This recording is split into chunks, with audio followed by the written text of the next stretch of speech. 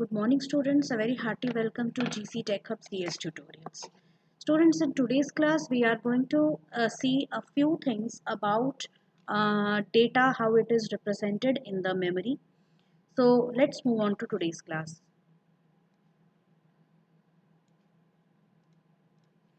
So, we will be learning how to represent signed as well as unsigned integers in binary form.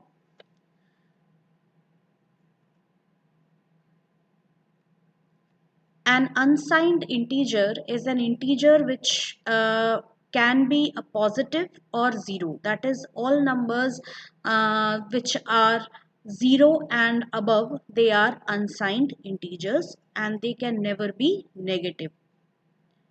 In single decimal digit, we can write a number between 0 and 9.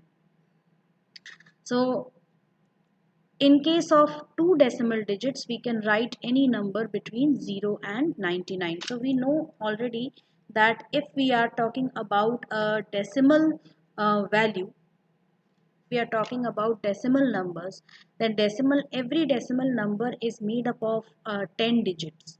That is from 0 to 9. So now if we have to represent single digit decimal numbers, they will range from 0 to 9.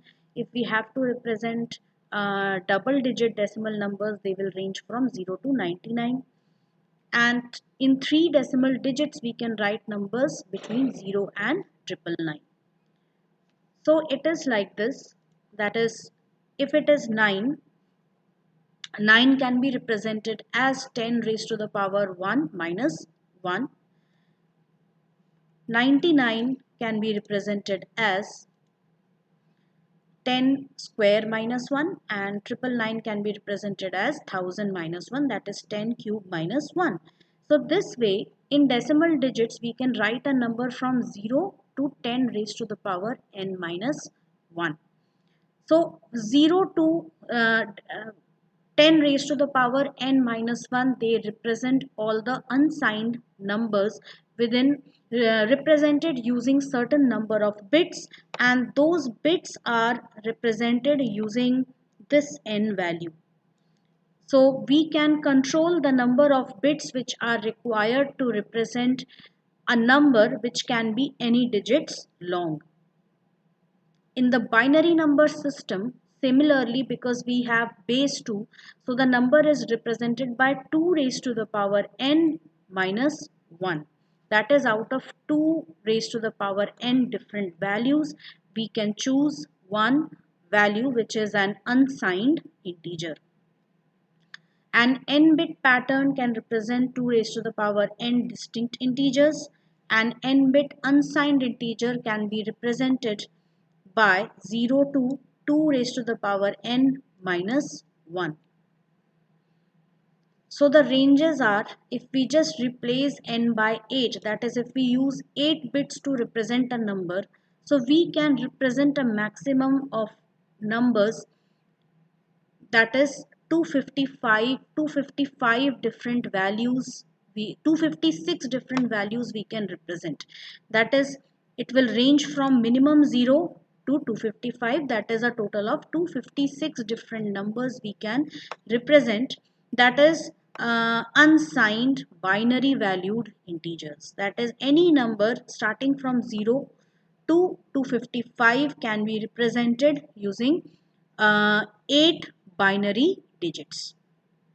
Similarly, if you take 16 as the number of bits, so the range increases. We can represent numbers from 0 to 65,535. That is, 65,536 different numbers can be represented using 16 bits.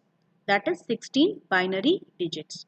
Same way, as you go on increasing the number of bits, you can see the range of unsigned values also goes on increasing. Representing signed integers. Now, signed integers are those integers which consist of negative numbers, 0 and 1, 0 and positive numbers. An n-bit sign, if you use n bits to represent a signed integers, then you can start from 2 raised to the power n minus 1 minus 1 to 2 raised to the power n minus 1 minus 1. This is minus sign, that is minus 2 raised to the power n minus 1 minus 1 to plus 2 raised to the power n minus 1 minus 1. So if I replace this n by 8, suppose I replace this n,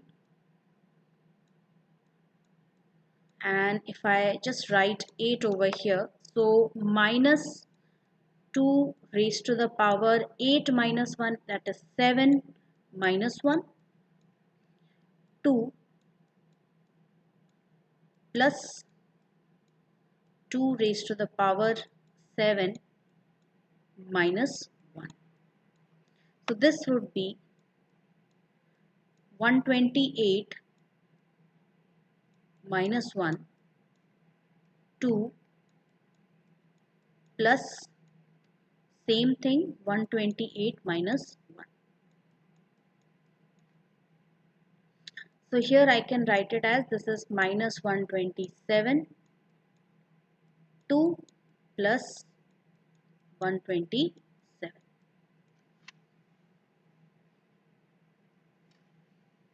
So the thing is, okay, so this is minus 127, 2 plus 127. Out of n bits, 1 bit is used to represent the sign of the number. So n minus 1 has been used over here because 1 bit will be used to represent the number's sign. And if it is 1, if the sign bit is 1, it is considered, number is considered as negative, and if the sign bit is 0, it is considered as positive. This is the MSB, that is the most significant bit, the leftmost bit in the group of bits. As you can see over here, if we start it like this, so over here if I convert this minus 127, so the thing is, internally the number negative numbers are represented as ones and twos complements, which is beyond the scope of our syllabus over here. So in that, 1 bit is the most significant bit, becomes 1, which represents that the number is a negative number. So you can see by just increasing the number of bits, you can increase the range of numbers. Students, whatever we studied over here, this is all theory, so you just have to understand this, and this is for your knowledge as well as to understand how computers they store numbers. Next is binary addition, as we have already learnt it earlier, but here there is a subtle difference, that is if I have to add two binary valued numbers, if I have to add two binary digits, so how it will be?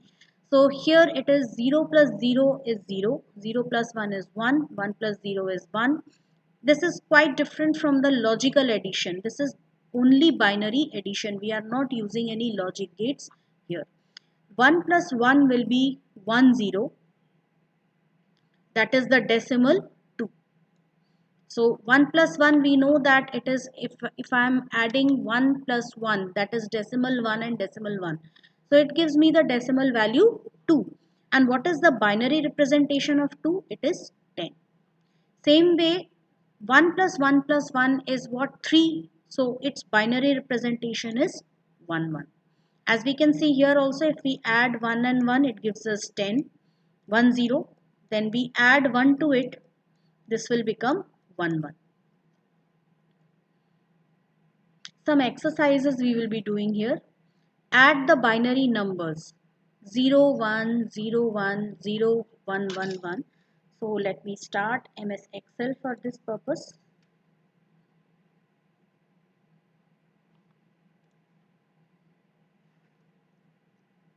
So here I am going to write the numbers. We are doing binary addition here. So the first one is 0 1 0 1 0 1 1 1 and 0 0 1 1 0 1 0 1. So this is it, and now we are going to add the numbers. We will be adding these two binary numbers. So here we start with 1 and 1, so that is 1 0. We know that 1 plus 1 is equals to 1 0. So we will write 0 here and 1 will be carried over here. So again we get 1 plus 1, so it is again 1 0. So 1 will be carried over here. Now we have triple 1, so that is triple 1, we know that it is 1 1. 1 plus 1 is equals to 1 1. That is the decimal 3. So we will write 1 here and 1 will be carried over here. Then addition of this will be 1. This will be again 1 0. This will be again 1 0. Again 1 0. And here 1 is carried and it is written as 1. So the answer is this. That is 1 0 0 0 1 1 0 0. This was the first one which we did. Now let's do the second one. Add the binary numbers 1011 and 110.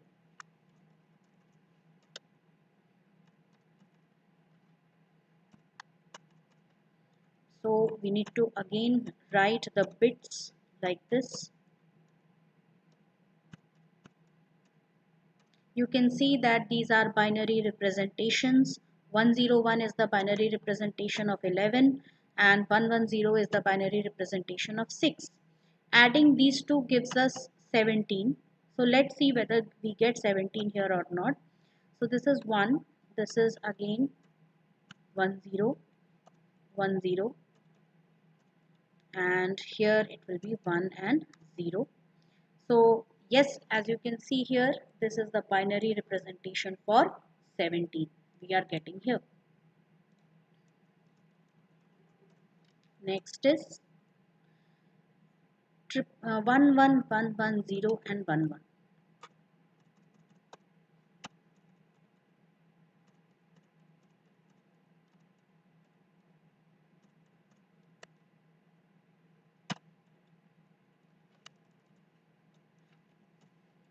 So here we have 0 plus 1, this will be 1. Here 1 plus 1, that will be again 1 0.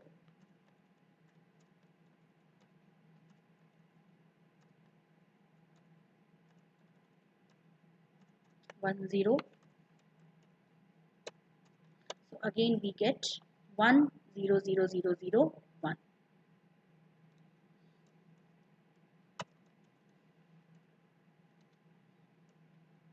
Then we have decimal numbers. So as we know that in case of decimal numbers, in case of fractional numbers, when we are dealing with the decimal number system, we usually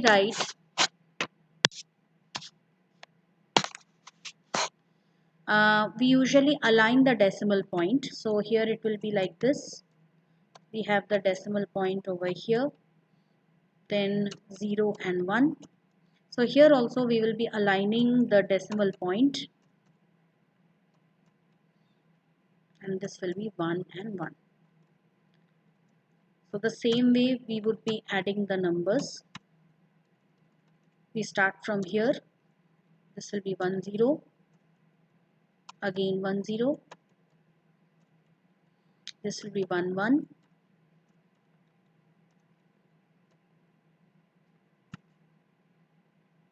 So again 1 plus 1 is 1 0, and here we again get 1 0. So this is our answer which we got with a decimal point in between. Character or string representation. Now so far we have been talking about how numbers are represented. Now we will be discussing how characters or string values are represented. So a computer should recognize codes that represent letters of the alphabet A to Z, that is both capital, uppercase and lowercase, digits 0 to 9, any punctuation marks, special characters. So this is usually the character set of any computer, and so we should have a proper system of representing every character to be used, whether printable or non-printable. So for that we have some numbers, some encoding systems, like the first one is ASCII code, which stands for American Standard Code for Information Interchange, used in most microcomputers, mini computers, mainframes, and it uses the 7-bit code, that is 2 raised to the power 7. Any number, any digit, any character is a combination of 7 bits. So we raise 2 to the power of 7 and we get 128 possible codes, which is sufficient to represent all the uppercase and lowercase letters, as well as all the digits, as well as all the special characters, whether printable or non-printable. Each character will be represented by a 7-bit code. It is simple. There is also an extended ASCII that uses 8 bits to represent various characters. There, the number of code points will increase. Now we would be able to represent 2 raised to the power 8 equals 256 different characters using extended ASCII. This is the ASCII table which you can see here, where these are the characters which are represented, and you can see first few characters, these are non-printable characters. Then we have printable special symbols here.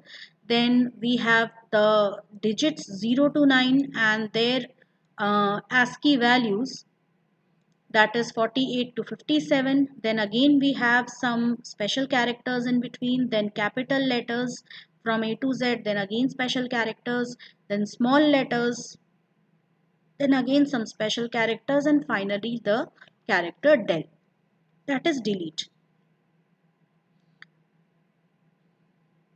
The following is a message encoded in ASCII code. What is the message? So we have this ASCII code over here. So using the ASCII table, we need to figure out what is the message. So let's do it. This is 1001000. So let's go back to our ASCII table, or we can also figure it out by converting the number into the decimal form from binary. So we'll do that. So the number here is 1001000. So let us convert this. So we will be writing the numbers in this form.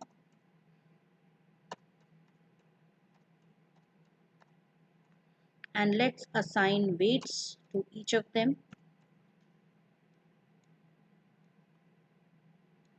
As these are the weights, so this will be 2 raised to the power 6 multiplied by 1 plus 0 plus 0 plus 2 raised to the power 3 multiplied by 1 plus again 3 zeros are there, so I will simply write it like this.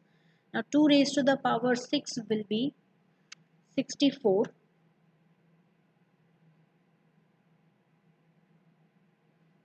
into 1 will be 64 plus 2 raised to the power 3 is 8, and hence the number is going to be 72. Now what is 72? Let us figure out what is the value 72 from the ASCII table. So let's go back. So 72 is the value H, as you can see over here. You can also figure it out by, we know that capital A stands for the ASCII code, decimal ASCII code 65. So if we just increase this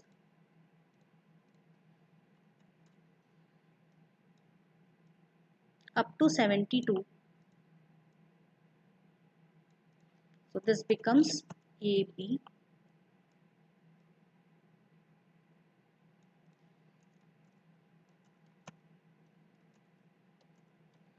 So here you can see that 72 stands for the value H.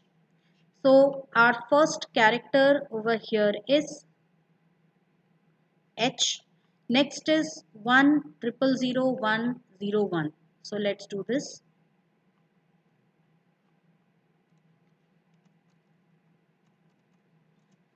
So here it would be 2 raised to the power.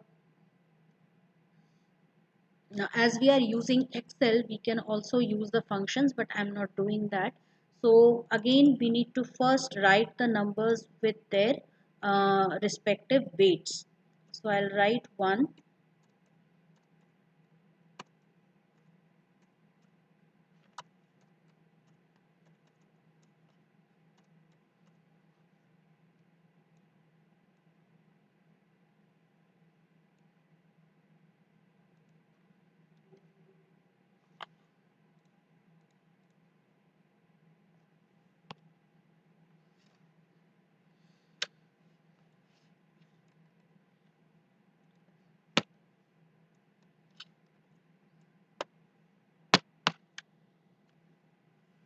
So again 2 raised to the power 6 into 1 plus, we will leave the zeros in between and we will simply jump to 2 raised to the power 2 into 1 plus 2 raised to the power 0 into 1, which will be again 64 plus 4 plus 1, which is equal to 69, and hence what will be 69? It is E, as we can see over here. So the second, so we got the two values, and I think we are going to get L and P after that. It is somewhat like a hangman game where if a few characters are guessed, we can guess the other characters. So we will just skip that because now we know what is it. So here we would be just similarly converting these two binary numbers into their respective decimal numbers. So here we will be seeing 1001100. So we will be converting that also.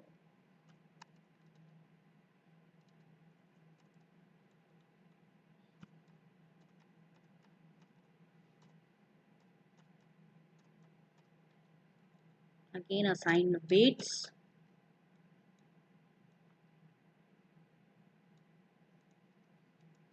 This will be 2 raised to the power 6 into 1 plus 2 raised to the power 3 into 1 plus 2 raised to the power 2 into 1 plus 0.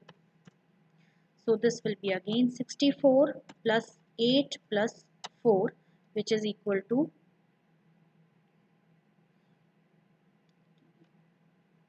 76. So let's see what will be 76 now.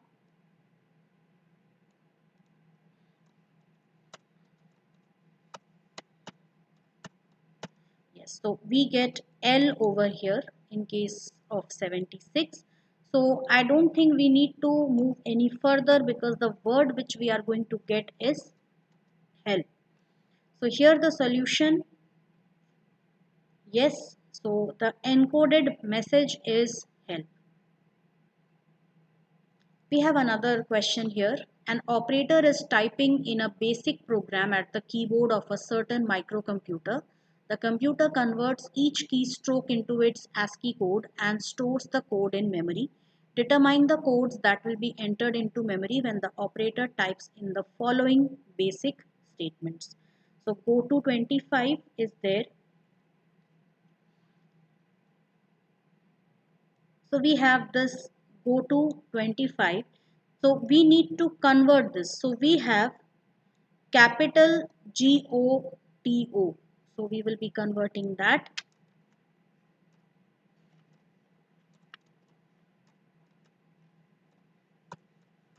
There is a space and 25. So looking at the ASCII table, we have to find out what is the appropriate ASCII code for each of them. So like this is capital G. So if we can figure it out from here. So G is 71. O will be,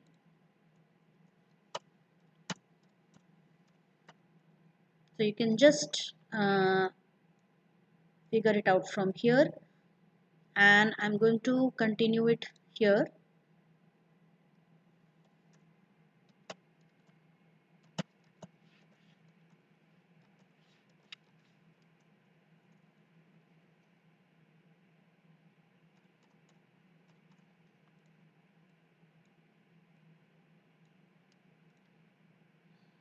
So capital O will be 79, then capital T, as you can see here, it is 84, and O again is 79, and we need to find the number for space. So white space character, it has the ASCII code 32, then 2. So we already know that there are digits 0 to 1, 0 to 9, which start from ASCII code 48 and they end at 57. So here 2 will be what, 50, as we can see, and 5 is 53. So these numbers are the decimal representations. If we convert these decimal representations into binary form, we will be getting the total binary code which is used to represent each one of them. So we just have to proceed in the same way. We have to convert 71 into binary form, 79 into binary form using the decimal to binary conversion. So all those things we have already studied. So I think once we got the ASCII values, the decimal ASCII values, it won't be a problem to convert them into binary.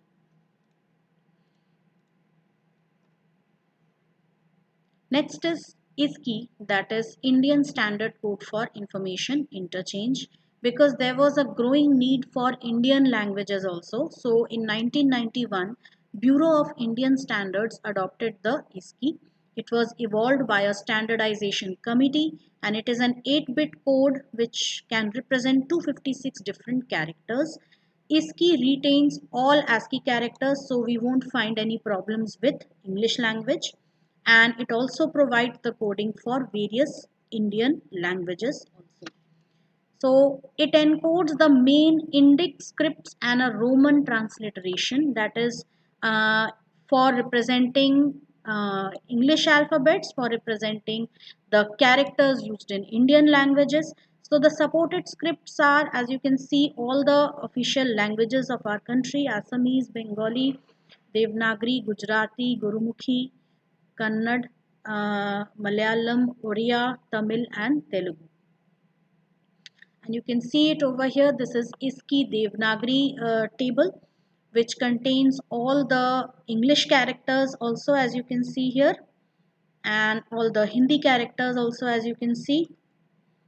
And then it contains all these Indian languages also, other characters of other Indian languages. All GIST, that is graphics and intelligence based script technology products, are based on ISCI. Some of the major multilingual applications of GIST card are accounting packages, payroll, pay slips, employee reports, land records, data entry and printing, voter ID cards, printing of reports, ledgers.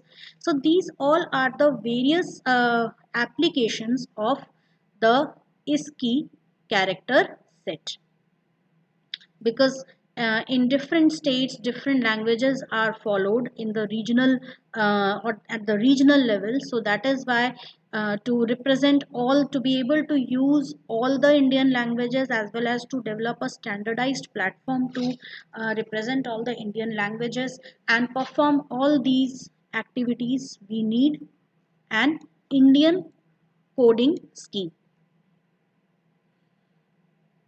ISCI has also been used by IBM for PC-DOS, Apple for ILK, several other companies that are developing products and solutions based on this representation.